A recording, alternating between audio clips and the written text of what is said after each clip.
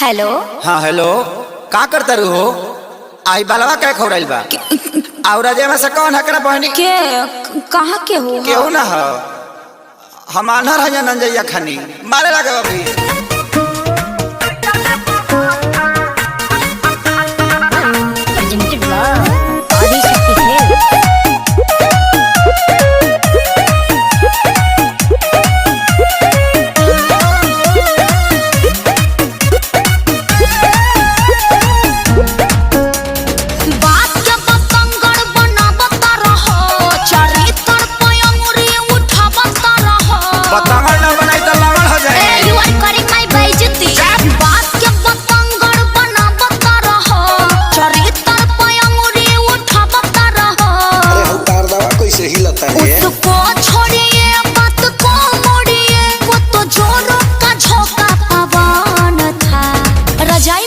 बना दिया था, जानो कोई नहीं था। जो निकलल हतन बड़े रहा का मेरे भैया का फ्रेंड था। ओ सी बुझतरी। शुरू से ही तेरा बिगड़ा रहा सच्ची सच्ची बता दे कि रजाई में कौन था।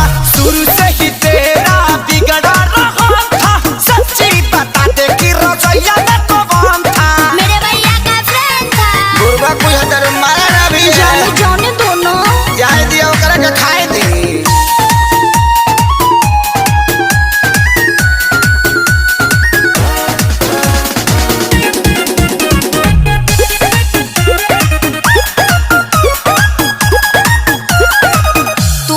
हवा तू ही रहबा धड़कन परान हो, ऐसे जाने कर सैया से नूर के अपमान हो। यू आर वेरी गंदा।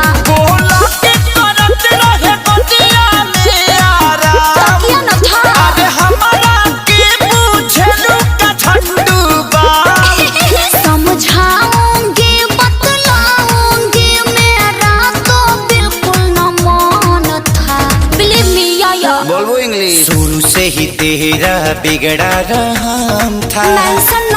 सच्ची सच्ची बता दे कि रजाई में कौन था। शुरू से ही तेरा बिगड़ा रहा था, सच्ची बता दे कि रजाई में कौन था।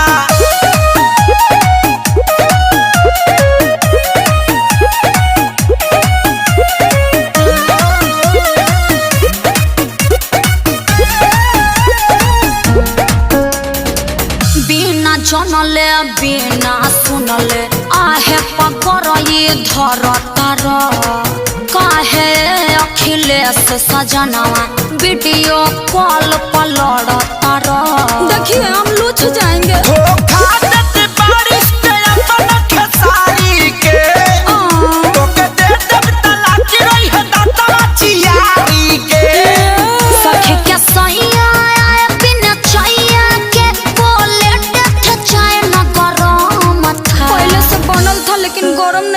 तुमको समझाना पति का धर्म था। क्यूट अभी मैंने जाना रजाई में कौन था। तुमको समझाना पति का धर्म था।